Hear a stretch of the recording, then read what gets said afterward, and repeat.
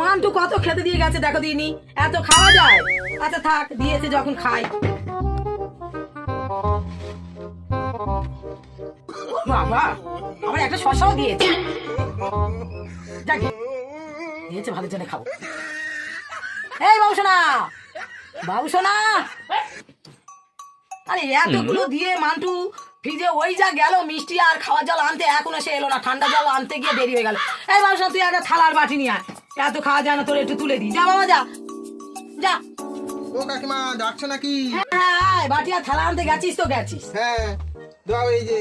দে, এই আমি এত খেতে পারি দুবার তো।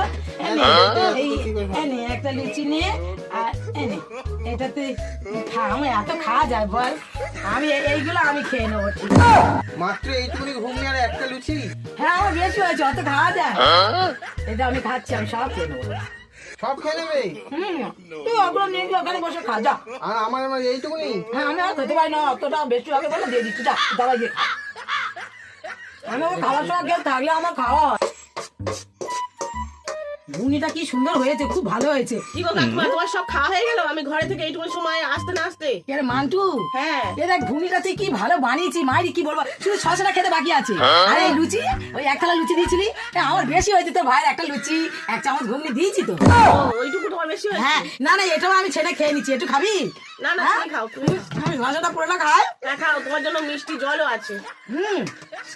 ও বাবা, এখনো লেগে আছে গো, খুব ভালো। হ্যাঁ হ্যাঁ, মাঝে মাঝে ডাকবি।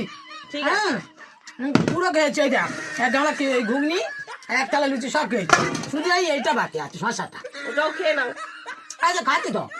মান্টু রে, তোর কি বলবো রে মান্টু, আমি তো এমনি তিলকা কাকিমা ঝেড়ে খেতে খুব ভালোবাসি, কিন্তু তুই যে এত আমার খাবি আমি ভাবিনি। একদম এক্সিলেন্ট হয়েছে, দারুণ দারুণ। আর তোমার ডাকি কাকিমা পাগল নাকি, মাথা খারাপ? আর তোমার কোনোদিন ডাকি আমি?